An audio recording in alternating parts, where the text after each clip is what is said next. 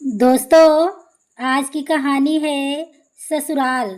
26 मार्च को कालिंदी के मायके में उसकी छोटी बहन की सगाई थी। कालिंदी बड़ी खुशी खुशी अपने पति के साथ बहन की सगाई अटेंड करने गई थी। थोड़ा लेट हो रहा था, इसलिए वहां पहुंचने की भी जल्दी थी। आखिर बड़ी बहन को तो समय पर पहुंचना ही चाहिए था, पर तब भी मन बहुत खुश था। आखिर उसकी छोटी बहन की सगाई थी, वह भी जान पहचान के लड़के के साथ। छोटी बहन की होने वाली सास कालिंदी की मम्मी की बहुत अच्छी सहेली थी। ऐसी सहेली जिससे मम्मी अपने दिल की बात तक शेयर कर लेती थी। शादी के बाद जब कालिंदी मायके रुकने जाती थी तो कुछ लोग उससे मिलने जरूर आ जाते थे।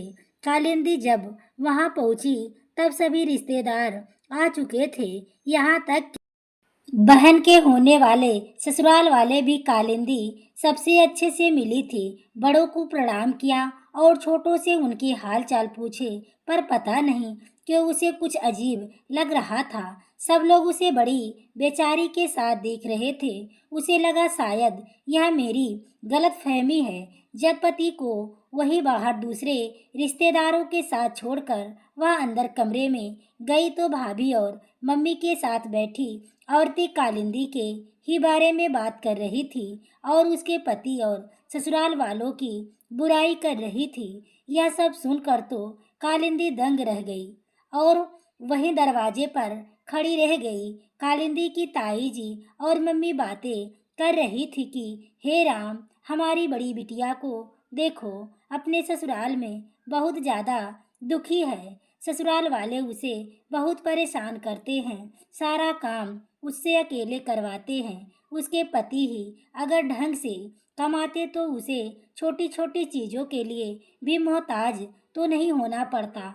तब मम्मी ने जवाब दिया, जीजी, हमने तो अच्छा सोचकर ही शादी की थी। हमें क्या पता था कि उसकी किस्मत में इतने दुख लिखे हैं। अब छोड़िए ना मम्मी, आज के दिन भी आप क्या बात लेकर बैठ गई हो। आज आपकी छोटी बेटी की सगाई है, फिलहाल तो उस पर ध्यान दो।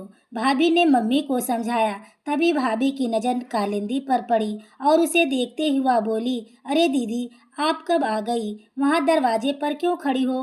अंदर आ जाओ। आपने तो वाकई बहुत ही लेट कर दिया आने में। सगाई का प्रोग्राम शुरू होने ही वाला, सब आपका ही इंतजार कर रहे थे।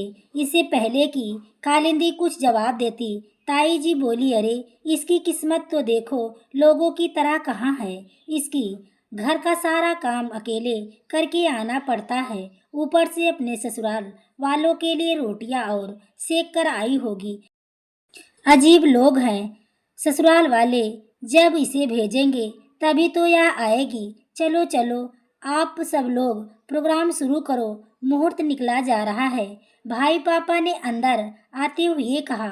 उनकी बात सुनकर सब लोग बाहर आ गए और प्रोग्राम शुरू हो गया। लेकिन लोग अभी भी कालिंदी को बेचारी की नज़रों से देख रहे थे और आपस में फुसर फुसर कर रहे थे। खैर, थोड़ी देर में सगाई का प्रोग्राम हो गया और होने वाले नव दंपत्ति ने सबके पैर छूना शुरू किया। तब उन लोग उसे आशीर्वाद दे रहे थे। वे दोनों नव दंपत्ति कालिंदी के पास आए और उसके पैर छुए तो उसने भी उन्हें आशीर्वाद दिया। तब छोटी बहन की होने वाली सास ने कालिंदी के पीछे ही बैठी हुई थी। उन्होंने धीरे से कालिंदी के कंधे पर हाथ रखकर हमदर्दी जताते हुए कहा, देखो कालिंदी, मेरी होने वाली बहू को अपनी जैसी किस्मत का आशीर्वाद मत देना। इसकी किस्मत तो बहुत अच्छी है और मेरा बेटा भी बहुत अच्छा कमाता है। भगवान की कृपा से हमारे घर में तो बहू को बेटी की तरह रखा जाता है। कालिंदी ने उनकी तरफ हैरानी से देखा तो उन्होंने कहा, बुरा मत मानना, अब जिसकी किस्मत में जैसा होता है उसे वैसा ही मिलता है। अब जो हो गया सो हो गया, उसे तो पलट नहीं सकते। लेकिन अब तुम भी थोड़ी हिम्मत रखो और अपने पैरों पर खड़ी हो जाओ। ताकि बार बार पति के सामने हाथ ना फैलाना पड़े। आखिर तुम्हारा बेटा भी अब इतना बड़ा हो गया है कि स्कूल जाने लग गया है। अब तो कुछ ना कुछ करने की कोशिश कर ही सकती हो। यह सुनकर कालिंदी को वाकई बहुत बुरा लगा। यह क्या कर दिया उसने।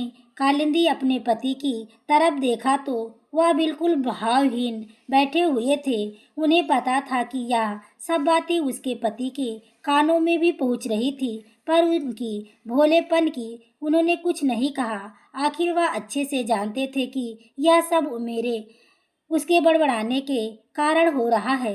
कालिंदी के छोटी छोटी बातों को तिल का तार बना देने की आदत के कारण हो रहा है। जब उसे गुस्सा आता है तो वह क्या क्या बोलती है, उसे खुद भी इसका पता नहीं होता। कालिंदी शादी से पहले ही काफ़ी गुस्सैल स्वभाव की थी। गुस्से में क्या बोल जाती इसका उसे कुछ अंदाजा नहीं होता था। इसलिए कालिंदी के मम्मी पापा हमेशा परेशान रहते थे। पता नहीं कैसे ससुराल में निभेगी, और किस्मत से ससुराल कालिंदी को अच्छा मिला था। ससुर जीन थे नहीं, लेकिन सास बहुत समझदार थी। पति आशीष भी बहुत अच्छे थे। ननद आरती भी हर समय भाभी भाभी कहकर कालिंदी के पीछे लगी रहती थी। सब लोग मिलजुल कर काम करते थे। पति की अपनी खुद की जनरल स्टोर की दुकान थी, जो ठीक ठाक चल जाती थी। मतलब यह कह सकते हैं कि खर्चों के बाद थोड़ी बहुत सेविंग हो जाती थी। सब कुछ अच्छा था, पर कालिंदी के स्वभाव में कुछ ज़्यादा फर्क नहीं आया था। एक दिन उसे मायके आना था। उसे वहाँ आने के लिए काफ़ी उत्साहित थी। उस दिन उसकी ननद आरती घर पे नहीं थी, और उसकी सासू माँ जी की तबीयत ज़्यादा खराब थी। इसलिए उन्होंने उसे आने से पहले ही खाना बनाकर रखने के लिए कहा था। बस कालिंदी इसी बात का बतंगड़ बना दिया। उनके सामने तो कुछ नहीं कहा, लेकिन वह मायके में जाकर खूब हंगामा किया। शादी कर दी मेरी आप लोगों ने। उन लोगों को काम के अलावा और कुछ नहीं चाहिए। घर का काम भी करो, ऊपर से पहले उनकी रोटियां तक सेका करो। पता नहीं क्या समझ रखा है बहू को। खैर, मम्मी पापा ने कालिंदी को ही चुप कराया। कालिंदी के ससुराल में उन्होंने कोई बात नहीं की। जानते थे कि बहू कालिंदी ही है तो काम उसे ही करना है। आखिर सब लोग मिलजुल कर काम करते हैं। यहाँ तो वह गुस्से में बकबक कर रही है। जब कालिंदी प्रेग्नेंट हुई थी, उसे बाहर के चाट पकौड़े खाने की बड़ी इच्छा होती थी। डॉक्टर ने उसे यह सब खाने के लिए मना किया था। जब कभी आशीष के साथ बाहर जाना होता तो उसे यह सब खिलाने के लिए विनती करती, पर आशीष उसे यह सब चीज दिलाता ही नहीं था। सख्त होकर कहता था कि घर का ही खाना खाए। बस इस पर भी कालिंदी अपने मायके में उसके बारे में पता नहीं क्या क्या कह दिया। कैसा पति है उसके पास, उसके ऊपर खर्च करने के लिए पैसे तक नहीं है। क्या आप कमाता भी है या नहीं? छोटी छोटी चीज़ों के लिए मुझे मोहताज कर रखा है। अब आप बार बार एक ही चीज़ को बोलते रहो तो घर वालों को भी आप पर यकीन होने लगता है। बस यही कारण था कि कालिंदी के पापा तो उस पर विश्वास नहीं करते थे, पर उसकी मम्मी अब धीरे धीरे उसकी बातों में आने लगी थी। अब मम्मी को भी लगने लगा था कि वाकई उनकी बेटी बहुत दुखी है। अब धीरे धीरे मायके में वह बेचारी और ससुराल में वाले को अत्याचारी साबित हो चुके थे। अब वह उसके सामने कुछ कहते भी थे तो वह बेचारी बनी बैठी रहती थी। पता नहीं क्यों उसे लोगों की हमदर्दी बड़ी अच्छी लगती थी। पर आज पहली बार कालिंदी को यह समझ में आया कि उसके भी ससुराल की मान मर्यादा तो उसके हाथ में थी, और उसने ही उसे हर जगह उछालती फिरी रही थी।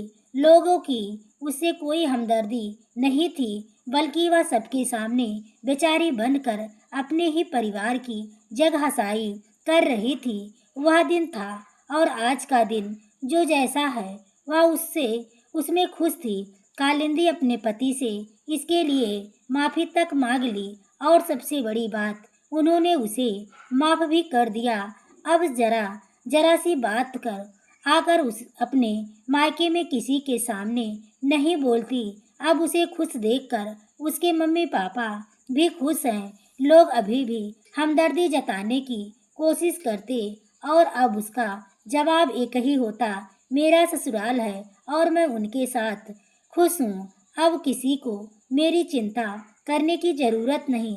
चिंता करने के लिए मेरे पति हैं। इस तरह से कालिंदी ने अपने ससुराल वालों की बुराई ना करके बड़ाई ही करती थी। उसे समझ में आ चुका था ससुराल के सम्मान में उसका ही सम्मान छुपा हुआ है। तो दोस्तों, आपको यह कहानी कैसी लगी कमेंट में अपनी राय जरूर दें। कहानी अच्छी लगी हो तो वीडियो को लाइक शेयर सब्सक्राइब करें। आगे के नोटिफिकेशन के लिए बेल आइकन को जरूर प्रेस करें। पूरी कहानी को सुनने के लिए आपको तहे दिल से धन्यवाद।